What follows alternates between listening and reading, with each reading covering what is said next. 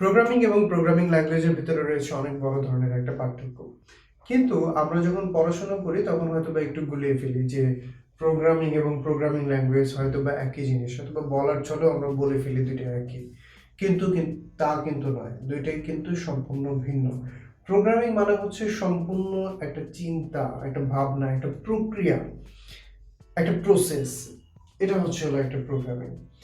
আর programming language মানে হচ্ছে আমরা যেমন মাতৃভাষার কথা বলতেছি বাংলা, বাংলা যেমন একটা ভাষা বা ল্যাঙ্গুয়েজ, ঠিক ইংরেজি যেমন একটা ভাষা, ঠিক প্রোগ্রামিং ল্যাঙ্গুয়েজও অনেকগুলো রয়েছে, অনেকগুলো ভাষা রয়েছে প্রোগ্রামিং এর জন্য, মানে প্রোগ্রাম করার জন্য। এখন প্রোগ্রাম কার জন্য করি আমরা? কম্পিউটারকে ইনস্ট্রাকশন দেওয়ার জন্য।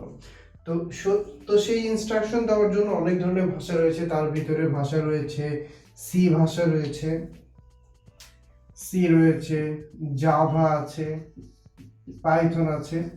সো এরকম অনেক ধরনের প্রোগ্রামিং ল্যাঙ্গুয়েজ রয়েছে, এবং এই প্রোগ্রামিং ল্যাঙ্গুয়েজগুলোর মাধ্যমে আমরা যেটা করে থাকি, প্রোগ্রামিং করে থাকি কম্পিউটারকে ইনস্ট্রাকশন দেওয়ার জন্য।